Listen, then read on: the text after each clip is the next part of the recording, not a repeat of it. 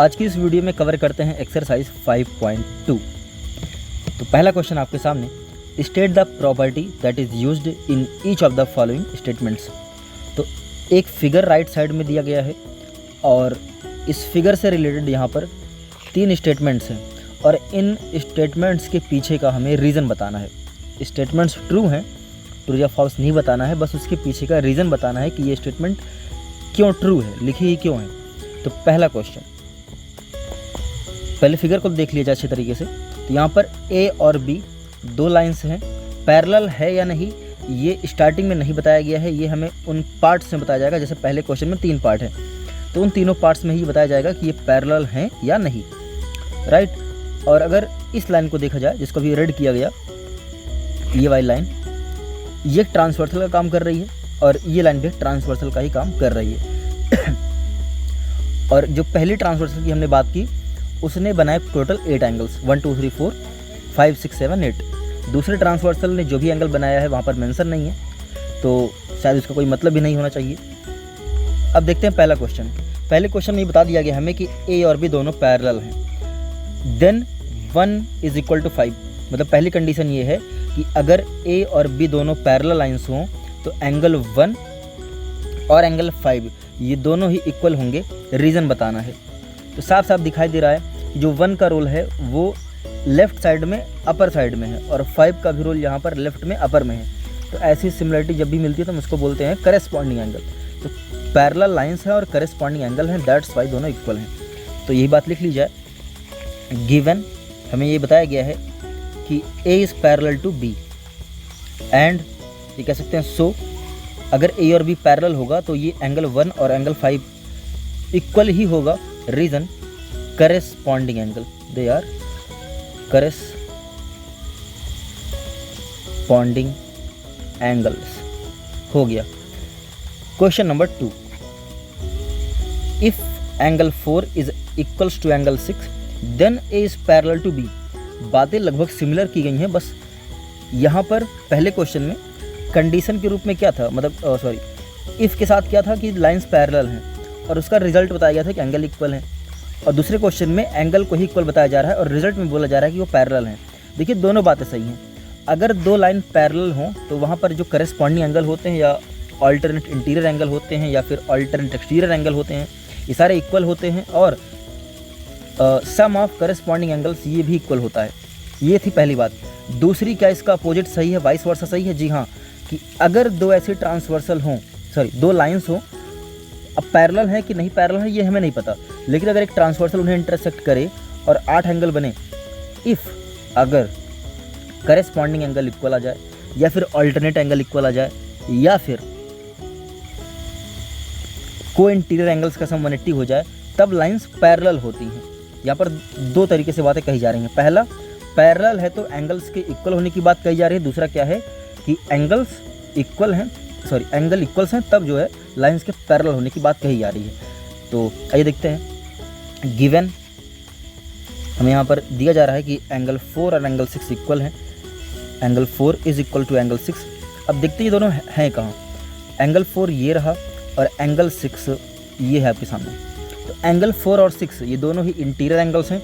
एक लेफ्ट में है, कौन लेफ्ट में है? 4 लेफ्ट में है और 6 राइट में है। तो ऐसे एंगल को हम क्या बोलते हैं? Alternate interior angle. और अगर अल्टरनेट इंटीरियर एंगल इक्वल हो जाए इसका मतलब लाइंस पैरेलल हैं। तो so line A is parallel to line B. यहाँ पर लिखेंगे इफ अल्टरनेट इंटीरियर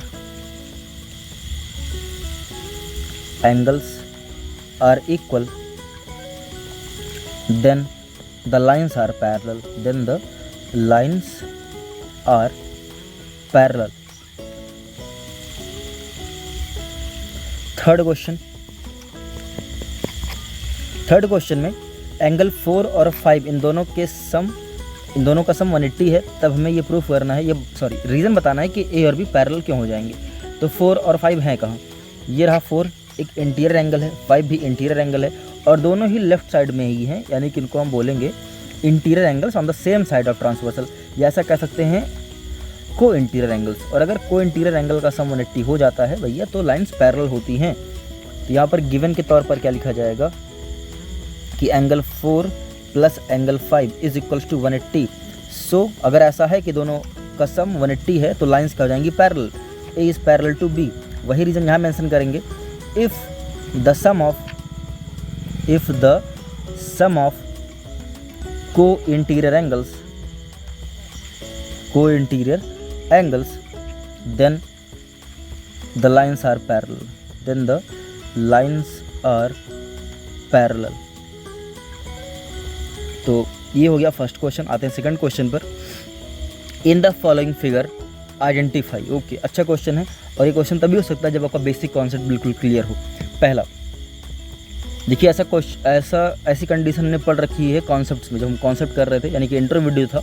इंटरव्यू में सारी बातें हमने की थी कि दो पैरेलल लाइन होती है, एक ट्रांसवर्सल होता है, तो अल्टरनेट इंटीरियर क्या होता है, करस्पॉन्डिंग क्या था, सब कुछ पढ़ रखा हमने। तो पहला क्वेश्चन है the pairs of corresponding angles. तो यहाँ पर करस्पॉन्डिंग एंगल के जितने पेयर बन सकते हैं हमें बना देने हैं। आइए, ये रहा पहला क्वेश्चन आपका। तो इस क्वेश्चन को सॉल्व करते हैं बहुत ही कम समय लेते हुए, क्योंकि सब कुछ हमने कर रखा है, कुछ भी नया नहीं है यहाँ पर। तो करस्पॉन्डिंग एंगल कौन सा हो जाएगा, 1 का करस्पॉन्डिंग हो जाएगा 5, 4 का करस्पॉन्डिंग हो जाएगा 8, 3 का करस्पॉन्डिंग हो जाएगा 7 और 4 का करस्पॉन्डिंग हो जाएगा, 4 का हमने कर रखा है, और 2 का करस्पॉन्डिंग हो जाएगा 6।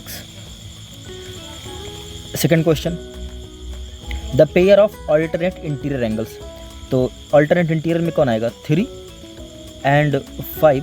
देखिए, डिटेल में इसलिए नहीं बता रहा हूँ क्योंकि ऑलरेडी हो चुका है। मुझे ऐसा ना लगे कि आप वीडियो देखते टाइम पे बोर होने लग जाएं कि एक ही बात बार बार बताई जा रही है, इसलिए मैं डायरेक्टली आंसर लिख रहा हूँ।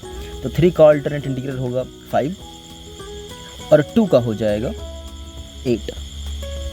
Third question, pair of interior angles on the same side of transversal. यानी कि यहाँ पर जिसको हम को इंटीरियर बोलते हैं, बात उसी की हो रही है कि इंटीरियर होना चाहिए लेकिन on the same side of transversal. तो अगर 3 लिया तो 3 का को इंटीरियर होगा 8, क्योंकि 3 भी लेफ्ट में ही है और 8 भी लेफ्ट में ही है, 2 राइट में है और 5 भी राइट में है। चौथा, वर्टिकली अपोजिट एंगल। देखिए, यहाँ पर एक एंगल की बात नहीं हुई है, अल्टरनेट एक्सटीरियर एंगल की बात नहीं हुई। तो वर्टिकली अपोजिट एंगल यहाँ पर कौन होगा, आइए देखते हैं। तो 1 का वर्टिकली अपोजिट 3, 2 का 4, है ना। तो ये बात हम लिख लेते हैं जल्दी से। 1 और 3 वर्टिकली अपोजिट हैं, 2 एंड 4 ये वर्टिकली अपोजिट हैं। और अगर निचले वाले पेयर में आए तो 8 का 6 हो जाएगा, 8 एंड 6। एक और बच रहा है 5 का 7, angle 5 and angle 7। Third question, in the adjoining figure P is parallel to Q। 2 line से दोनों पैरेलल हैं। Find the unknown angles. Unknown angle यहाँ पर कितने भैया, E F। एक मिनट, A से स्टार्ट करते हैं, A B C D E F।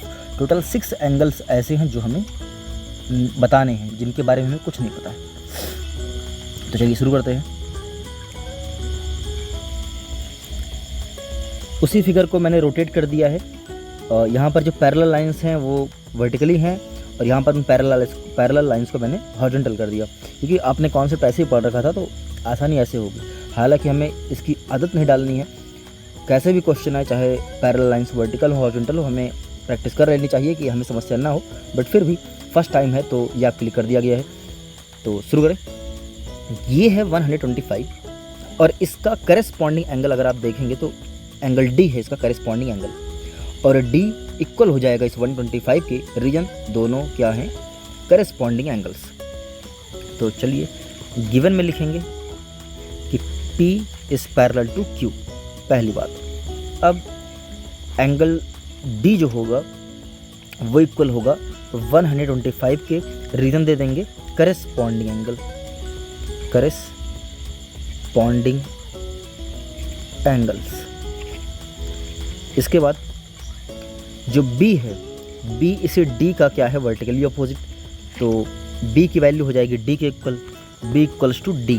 Reason vertically opposite angle, full form लिखना आपका काम, कई बार लिखा गया है वर्टिकली अपोजिट एंगल। और इस डी की वैल्यू हम पता कर चुके हैं 125 डिग्री है, तो हमें डी मिल गया, बी मिल गया, अभी बचे 4।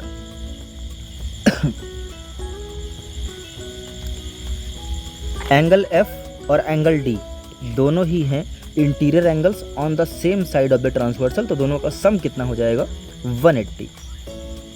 तो angle F plus angle D, इन दोनों का सम आना चाहिए 180। यहाँ पर लिख देंगे सम ऑफ को इंटीरियर एंगल्स, या फिर आप ऐसा लिख सकते हैं कि sum of interior angles on the same side of the transversal. तो यहाँ पर क्या आपको डी की वैल्यू पता है? जी हाँ, विच इज़ 125 इक्वल्स टू 180। तो एफ इक्वल्स टू हो जाएगा 180 माइनस 125, सब्ट्रैक्ट कर देते हैं, आंसर आ जाएगा 55। तो एफ की वैल्यू आ गई 55। अब जितनी वैल्यू एफ की है उतनी ही वैल्यू ए की होगी, reason both are vertically opposite angle. ये देखिए आमने सामने, तो ए इक्वल्स टू हो जाएगा F, A equals to F, reason vertically opposite angle, और एफ की वैल्यू आ चुकी है 55। ठीक, अब ये जो एंगल ए है और ये जो एंगल एफ है, क्या ये दोनों ऑल्टरनेट इंटीरियर एंगल हैं? जी हाँ। क्या दोनों इक्वल होते हैं? जी हाँ। तो ए इक्वल टू हो जाएगा एफ। बाकी की बातें यहाँ लिखी जा रही हैं राइट साइड में। ए इक्वल होगा एफ के, रीजन ऑल्टरनेट इंटीरियर एंगल्स। तो और एफ आया कितना था? एफ की वैल्यू आई थी 55, तो ए की भी वैल्यू आ चुकी है। अब अगर ए की वैल्यू मिल चुकी है तो ए के सामने कौन है? सी, यानी कि सी और ए वर्टिकली अपोजिट एंगल है, तो सी की वैल्यू हो जाएगी ए के इक्वल, रीजन वर्टिकली अपोजिट एंगल, और ए की वैल्यू आई कितनी है? 55। इस तरीके से हमने A B C D E F सब की वैल्यू फाइंड आउट कर ली। आगे बढ़ते हैं अगले क्वेश्चन पर। Question number 4, find the value of x in each of the following figure. Okay, L और एम यहाँ पर पैरेलल हैं दोनों फिगर में ही। तो पहले क्वेश्चन की बात की जाए, यहाँ पर गिवन में लिख देंगे कि L is parallel to M, और हमें यहाँ पर वैल्यू फाइंड आउट करनी है एक्स की। तो इस 100 का और इस एक्स का यहाँ पर डायरेक्ट रिलेशन हम नहीं बना सकते हैं, कोई रिलेशन नहीं डायरेक्ट। तो इसके लिए क्या करेंगे, इस 110 का वर्टिकली अपोजिट यहाँ पर हम मान लेते हैं कि ये कोई एंगल है ए, इसको हम खुद से कंसिडर कर लेते हैं और फिगर बनाएंगे, है ना, फिगर बनाएंगे। क्योंकि अगर हम इस बात को लिखना चाहें कि let this angle be x, तो क्या लिखेंगे, है ना, इससे अच्छा क्या है फिगर ड्रॉ करके वहाँ पर लिख देंगे कि ये ए यहाँ पर है। तो अब ए जो होगा वो होगा 110, रीजन वर्टिकली अपोजिट एंगल। अब ये ए और ये एक्स, इन दोनों का सम होगा 180, रीजन ये दोनों इंटीरियर एंगल्स हैं और ट्रांसवर्सल के राइट साइड में ही हैं। तो interior angles on the same side of the transversal, या दूसरी भाषा में को इंटीरियर एंगल्स। तो x प्लस a, इन दोनों का सम हो जाएगा 180, रीजन सम ऑफ को इंटीरियर एंगल्स,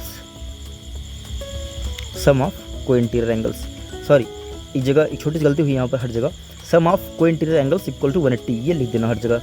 मैं दिखा देता हूँ, जहाँ पे भी बात हुई है सम ऑफ को इंटीरियर एंगल्स, वहाँ पर हम लिखेंगे इक्वल टू 180। उतना भी छोड़ सकते हैं, बट अभी इस छोटी उम्र में ये चीज़ें थोड़ी सही नहीं मानी जाएंगी, बस। आगे बढ़ते हैं, पुट द वैल्यू ऑफ ए। तो ए की वैल्यू आ चुकी थी 110 इक्वल टू 180, एक्स की वैल्यू हो जाएगी 180 माइनस 110, सब्ट्रैक्ट करते हैं, आ जाएगा 70 डिग्री।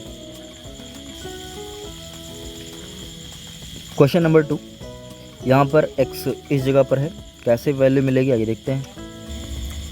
ये क्वेश्चन नंबर 2 सॉल्व हो सकता है 2 तरीके से। पहला, अगर आप यहाँ पर L और M को पैरेलल लाइंस कंसीडर करें, और जो कि पैरेलल दी भी गई हैं, है ना, बोला गया है साफ साफ कि L और M पैरेलल हैं, तो 2 तरीके से नहीं, एक ही तरीके से सॉल्व हो सकता है क्वेश्चन। मुझे लगा कि एक बार A और B को ले लिया जाएगा, ले सकते हैं सर, बट एक प्रॉब्लम ये है कि यहाँ पर A और B के बारे में कुछ नहीं बताया गया कि दोनों पैरेलल हैं। तो पैरेलल यहाँ पर L और M को ही बोला गया है, तो इसलिए हम ये कंसिडर करेंगे कि L और M ये दोनों हैं पैरेलल लाइंस, और ये गया ट्रांसवर्सल, ये है ना। इस फिगर को अगर थोड़ा सही से बनाया जाए, ये L है और ये M है, ये ट्रांसवर्सल गई और ये है 100 और ये है X, तो क्या दोनों करेस्पॉन्डिंग एंगल हैं? जी हाँ। देखिए अगर इस फिगर को आप सीधा सीधा कर लेते हैं, ये 100 राइट साइड में है, X भी राइट साइड में है और अपर साइड में दोनों हैं, तो करेस्पॉन्डिंग एंगल हो जाएगा। तो X इक्वल टू 100, पहले यहाँ पर गिवन में लिखेंगे given L is parallel to M, X की वैल्यू हो जाएगी 100, रीजन करेस्पॉन्डिंग एंगल्स, लिख लेना करेस्पॉन्डिंग एंगल्स। आते भैया क्वेश्चन नंबर 5 पर। इन द गिवन फिगर, यहाँ पर एक फिगर दिया गया है, बहुत अच्छा फिगर है। एंगल ABC की वैल्यू 70 डिग्री है, जो कि फिगर में भी दिखाई दे रही है, और यहाँ पर हमें दो एंगल फाइंड आउट करना है, DGC और DEF। तो भैया इस बड़ा ही पेचीदा क्वेश्चन है, बहुत ध्यान से देखना इसको हमें। पहली बात, इसकी जो आर्म्स हैं, देखिए यहाँ पर दो एंगल्स हैं, पहला एंगल ये वाला ABC, दूसरा एंगल है DEF। तो इन दोनों ही एंगल्स की जो दोनों आर्म हैं वो आपस में पैरेलल हैं, यानी कि यहाँ पर BA और ED पैरेलल है और BC और EF पैरेलल है। तो इन्हीं पैरेलल लाइंस की हेल्प से हमें यहाँ पर दो एंगल की वैल्यू फाइंड आउट करनी है। उन दोनों एंगल्स को हम चाहते हैं यहाँ पर हाईलाइट कर लिया जाए ताकि थोड़ी फिगर को समझने में आसानी हो जाए। तो वेयर इज DGC? तो एंगल DGC इज हियर, ये वाला एंगल फाइंड आउट करना है, और दूसरा एंगल है DEF। Where is DEF? This is angle DEF। यही दोनों एंगल हमें रिक्वायर्ड है। सबसे पहली बात, तो जो पहला एंगल है अगर इसको हटा दिया जाए, यानी कि मैं बात कर रहा हूँ एंगल DGC की, तो इसकी वैल्यू साफ साफ दिखाई दे रही है 70 डिग्री होगी। आइए समझते हैं रीजन। तो ये है आपका ये आपका BA है और दूसरी तरफ ED, और ये दोनों ही क्या बोले गए हैं? पैरेलल। डायरेक्टली नहीं बोले गए, बट ये बोला गया है कि दो एंगल हैं, दोनों ही एंगल्स की जो आर्म्स है आपस में पैरेलल हैं, तो BA और ED हो जाएगा पैरेलल। और यहाँ से गया एक ट्रांसवर्सल, राइट, और ये वाला एंगल है 70, इधर वाला एंगल भी कितना हो जाएगा? 70 होगा, रीजन करेस्पॉन्डिंग एंगल। बस इसी बात को लिख लेते हैं। तो given angle ABC is equal to 70 degree. साथ में ये भी दिया गया है कि BA is parallel to ED, दोनों पैरेलल हैं। साफ साफ बोला गया है ना कि दोनों आर्म्स जो हैं वो आपस में पैरेलल हैं। तो एंगल DGC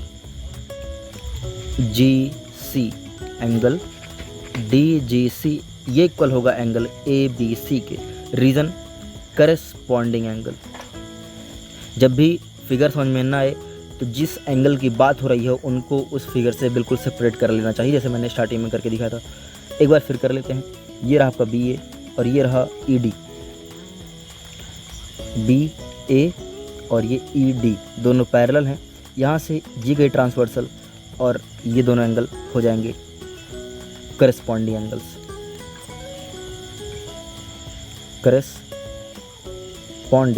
एंगल्स। और ABC की वैल्यू कितनी है सर? 70 डिग्री। दूसरा एंगल कैसे मिलेगा इसको देखते हैं। तो यहाँ पर BC और EF को थोड़ा सा गौर से देखिए। ये रहा एंगल साइड BC और दूसरी साइड है, यानी दूसरी आर्म है EF। ये दोनों भी आपस में पैरेलल बोली गई हैं, यस या नो। और यहाँ पर ये ट्रांसवर्सल गया ये, तो ये दोनों एंगल क्या होंगे? इक्वल। और ये अभी आया 70, तो नीचे वाला भी कितना होगा? 70।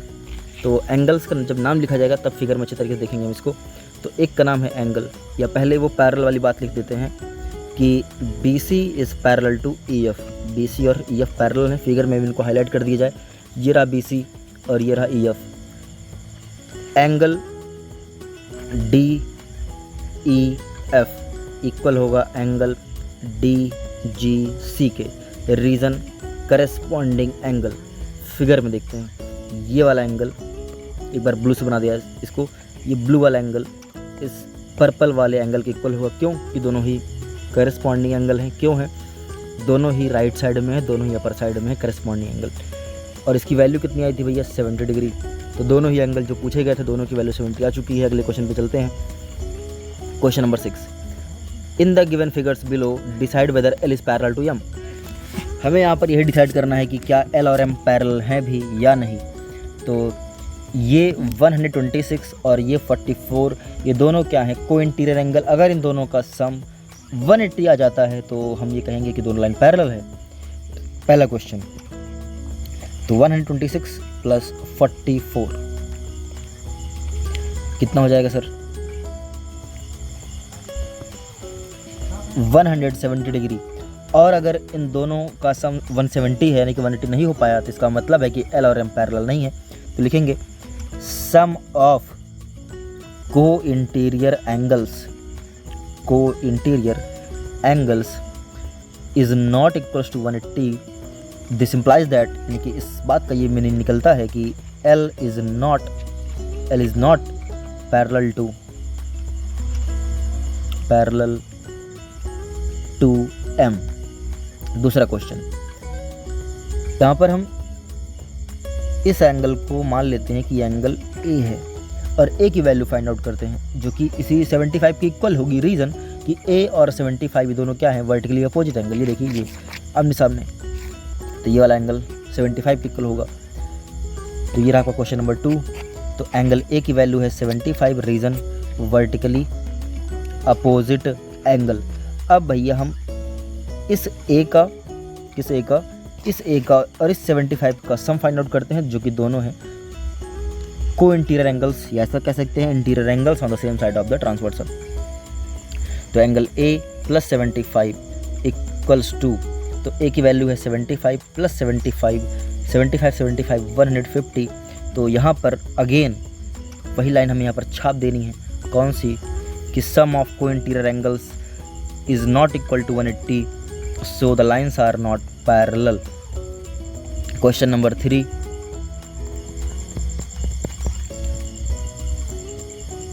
तो यहाँ पर हम इस एंगल को मान लेते हैं A।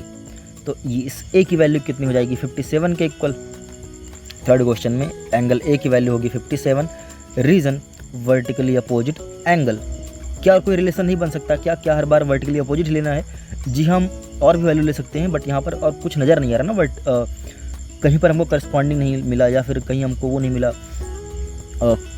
अल्टरनेट इंटीरियर एंगल या अल्टरनेट एक्सटीरियर एंगल। हर बार वही, मतलब कोई ऐसे एंगल मिल रहे हैं जिनका कोई रिलेशन ना हो, तो हमें रिलेशन बनाना पड़ रहा है खुद से। सबसे आसान रिलेशन मुझे कौन सा नज़र आ रहा है कि वर्टिकली अपोजिट लेकर के इसकी वैल्यू फाइंड आउट की जाए और फिर हमें मिल जाएगा वो को इंटीरियर एंगल्स। तो A की वैल्यू हो जाएगी 75 किसके लिए? क्योंकि वर्टिकली अपोजिट एंगल है दोनों। अब इस एंगल A की वैल्यू और इस 123 की वैल्यू दोनों का सम फाइंड आउट करते हैं, देखते हैं कितना आता है। एंगल A प्लस 123, तो एंगल A की वैल्यू आई है 57 प्लस 123, देखते हैं सम कितना होता है 1081। तो यहाँ पर लिखेंगे सम ऑफ को interior angles is equal to 180। This implies that L is parallel to M। बस लास्ट क्वेश्चन, ये रहा आपका होमवर्क। ये 72 है, पहले हम इसको A मानेंगे। A की वैल्यू हो जाएगी 72 और 72 98 का सम फाइंड आउट किया जाएगा। बाकी बातें आप जानते हैं। सो वीडियो ख़त्म होता है और साथ